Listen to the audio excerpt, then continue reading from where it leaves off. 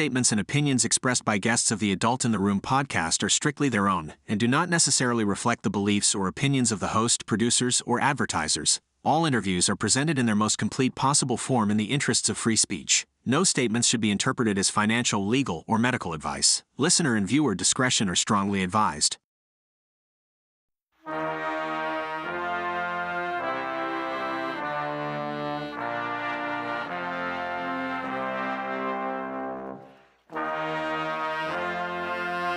It's the Adult in the Room podcast with Victoria Taft. That's me. Chuck Wiese is an old friend of mine, and he's also a guy who's a meteorologist and a person who knew from the get-go that the Michael Mann hockey stick graph was what?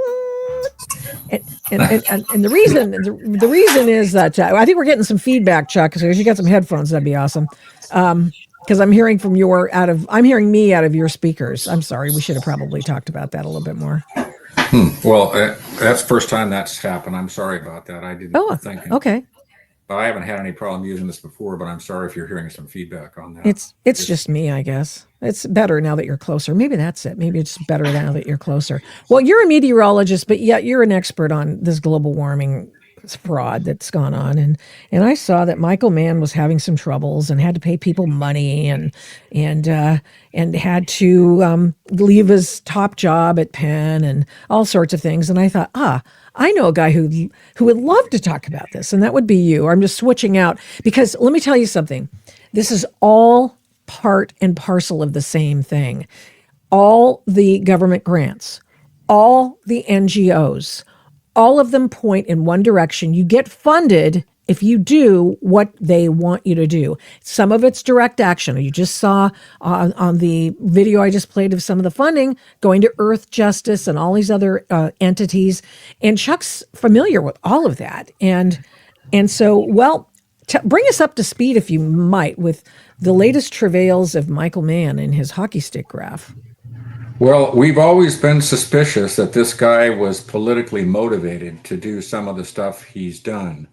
And I can't get into his mind as to all the motivations, but money, as you point out, is definitely one of them.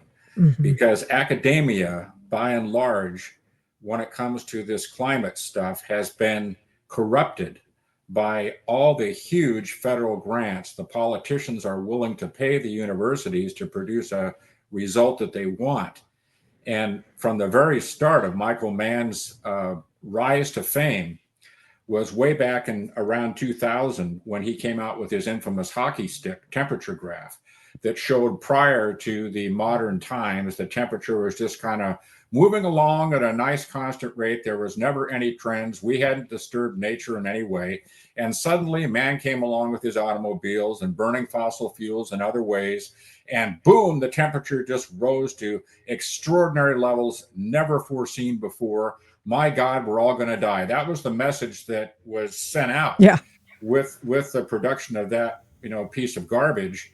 And unfortunately, the media is not trained in science. They don't know any better. And they're supposed to trust people that come from academia. We look to these people to solve some of our big problems. And when they do science correctly, they can do a good job. But this thing astonished a lot of us because we knew, including myself, that prior to this huge jump in temperatures, there was nothing that indicated the temperatures in prior time periods were just running along smoothly. There were rises and falls in the temperature, and there was a guy by the name of Keith Briffa around the same time Michael Mann came out with his hockey stick that showed the 20th century was cooling, not warming.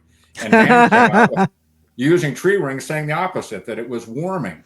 So there's this huge discrepancy. And in the end, when those two sets of data were looked at, there was political pressure to throw Keith Briffa's data out and just accept Michael Mann's, because the narrative they wanted to put out was that we're getting unprecedented warming by our emissions of CO2. And that's a bunch of nonsense. And then another thing he did was he took all this proxy data that he statistically improperly processed, and then he connected an instrumental temperature record to it. That's a no-no. In statistics, you just don't do that. But that's part of how it was all constructed. And we ended up with it. So, it's a disaster. And then the latest thing, which is more convincing to a lot of us that he had political motivations, were all the horrible comments he made that got him in trouble at the University of Pennsylvania for making these obscene comments he did about Charlie Kirk and his death. And that's what kind of opened the door to getting him pushed out. And I don't know, is it possible that they always wanted to do it because of all the errors that were so obvious in the work that he did on this temperature stuff and climate? And so they use that as an excuse, or was it really just because of what he said? I don't know. But the end result is he lost his position there. And he said, well, I agree, I have to resign it because I am political. He admitted it finally. Mm-hmm. And when he was doing all this climate work, of course, there was no mention of politics, but the politics were driving the whole thing. And they continue to drive it today. It's just crazy. The thing, he's absolutely right. But the thing is that all of a sudden he couldn't make all of the money that he was making doing his research and being able to, just rake it in on all of these different projects and that sort of thing. And he couldn't, as a person who was in the administration, he'd taken a job. Now he was in the upper echelons, and they go, you can't do that. It's unethical. So you either make a choice. You're going to be a political individual, or you're going to be a scientist in charge of your department. You make the choice. He made the choice of being political. Yeah, he did. And unfortunately, so did a lot of others, because we saw people in our own state get horribly mistreated for just trying to do good work. And I became friends over the years with the late George Taylor, who was the Oregon's former climatologist. Yes. And George did impeccable work. He did impeccable work. And they pushed him out because he simply couldn't find any reason to agree with the climate hysteria that was coming out of Oregon State University. And that whole thing is shameful, because that's where I come from. Mm-hmm. And I was in the atmospheric science department there at Oregon State. And there was no discussion at all when I was at the university about CO2 change in the climate. The only thing that they had decided that they wanted to do was to build these climate models, which made my heart sink, because I had no interest in beating my head against the wall to try to do that with all the problems that you'd have trying to make it work. Right. And so, but over the years, George and I got to know each other. And as they came out with their first results from the modeling, they were saying, we're going to get warming, a lot of dangerous warming from CO2 emissions. Mm-hmm. And George said, well, nothing that I see can validate that belief. And I just can't go along with it. And he was constantly at odds with them. And they finally decided, this guy's got to go. We've got a narrative here. We want to stick with it. We can't have any dissent. And then there was another guy who was an organic chemistry professor, Nicholas Trapella. He was also a good friend of George's, and he lost his job, just with practically no notice at all, because he was teaching his chemistry students that a lot of this business with CO2 radiation is nonsense. And he was debunking some of the stuff that was coming out of the other side too. And the minute they got word about that, they just said, we're not going to tolerate any sort of dissent when it comes to this. And you just don't do science that way. You can't. It's got to be based upon what is the evidence you have and what you have to work with show, using the best available means of scientific methods to make some sort of determination. And if you do it that way, that's the right way to do it. And they weren't doing that. They were throwing out anything that disagreed with the narrative. And then, unfortunately, that continues today. Even though President Trump is in office, these people are still behind the scenes, hoping he'll go away so that they can continue what they've been doing prior to him getting there. And it's really disgraceful. When I was there, we never, and it was never taught at any universities that offered degrees in atmospheric science or anything related, that CO2 could have any controlling effect on the Earth's temperature. It's dwarfed by the effects of water vapor in the hydrological cycle. And suddenly that all changed, and they get these absurd feedbacks from climate models. And instead of questioning those and questioning why they're diverging from what all the founding principles show, I asked the question when I came back and started hearing about the results and said, well, that must mean that everything we learned was wrong.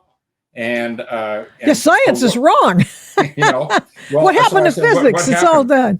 What happened to change that is my question to them. They said, well, all the stuff that you study doesn't make any difference anymore. The modeling supersedes that. Now, can you imagine if you're a scientist talking to another scientist saying that? That's the modeling supersedes that. Superseded all the founding work. Exactly. Okay. That was what they said. So you have been very outspoken over the past 20 years of what, that I've been aware of, the fact that you're chatting and that's about this, talking, advocating for science.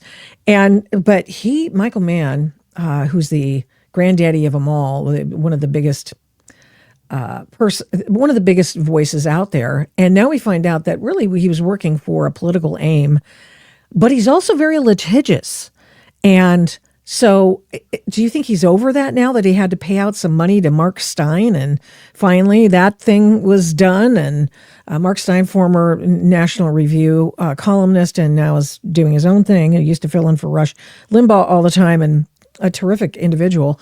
And National Review kind of threw him under the bus, and I mean, it's terrible. Yeah, But and he also sued Tim Ball, the late Tim Ball. yes. And Tim is not around to talk about all the latest revelations of that. That whole thing is just a travesty. I mean, it's, I can't get into Michael Mann's mind because I'm not Michael Mann, but I can, it's pretty obvious that what he was doing was full of error. I mean, Ross McKittrick and Steve McIntyre were the two really good statisticians that looked at his work with the tree rings and bristlecone pines and saw all kinds of problems with the way he processed all that data. And instead of addressing it, he claims that the work was correct, but yet he refused to share it. And another guy, That's right. Another guy that came along who did climate modeling tried to say that his work was right, but he cut all the data off right at 1998. And at the end of that period, we had the El Nino, which had a lot of warming. But if they would have continued the record all the way up till now, the errors that they were concerned about statistically would have reemerged. So they selectively use time periods to make things either appear or disappear as they want them to. Sure. And in Mann's case, all the medieval warm periods, the Minoan warm period, all those prior warm periods disappeared with the way he processed his bristlecone pine stuff. And he selectively used which groups of it he wanted to put into his work. And you don't do that until you can show that they're statistically significant, and his weren't. So that's what McKittrick and McIntyre came up with when they looked at all the data. And they are statisticians. They know how to work with scientific data much better than I do. So now that we've discovered, I mean, over the years that he hasn't been fully forthcoming about what's real about his science, is there a liberation sort of feeling in the deniers, as he called you, the groups of deniers, the global warming deniers, that he allied with the Holocaust deniers? Slowly but surely, the truth is coming out, and our attempts and the CO2 Coalition's attempts to expose all the bad science that's out there have been having an effect, because people are starting to notice now, hey, there's a lot more to this story than these other people have been telling us, because their assertions from day one have been the science is settled. Right. And so everybody else, I mean, and science is never settled. I mean, that's such a stupid comment, but that's the position they took, saying the science is settled. We're beyond arguing about any of this stuff. Now we've got to move to mitigation. And, the thing is, their mitigation strategies are a disaster. They're going to make no difference to the atmospheric CO2 levels, to the climate, or the weather. And, California's been at this now. Oregon is trying to do it, EVing all the automobiles and going to renewables, this sort of thing. What's happening to atmospheric CO2 with what they've done so far? It's not doing anything but going up, like it's always been going up. And new physicists have looked at this problem with the CO2 and determined that it's very, very doubtful that man's CO2 emissions have caused all this increase since the start of the Industrial Revolution.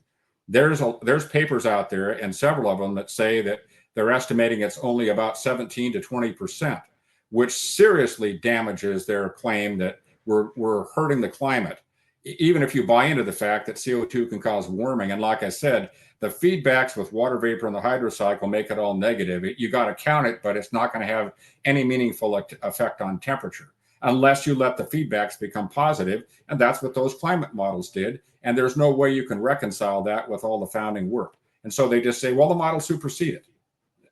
It's just poof.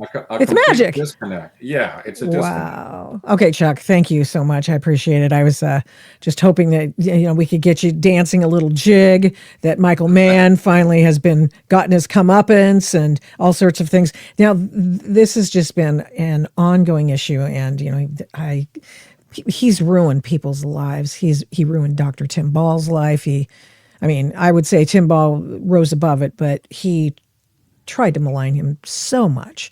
And so I'm so glad that he's been showing up, frankly. I mean, I know that's not a very good Christian attitude about it, but, Yeah, well, the problem with a lot of these people that are in academia, they have a right to a professional opinion. He has a Sure. right to his, and yada yada yada.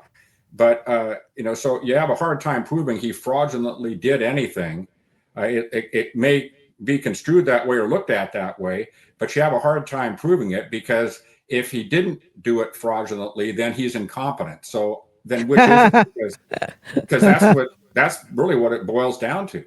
Yeah. So, I don't know where that's going to go with him. The University of Pennsylvania, like I said, there's been a habit by all these academic types, or the people that run the academic universities, that they like the money that's coming in, and they don't want to let go of it. If they ever admit that, hey, all this stuff with climate models and things we've been doing are really not that good, and we made a lot of big mistakes, their funding dries up, and it's in the billions of dollars a year. I mean, it's just... Yeah, I know.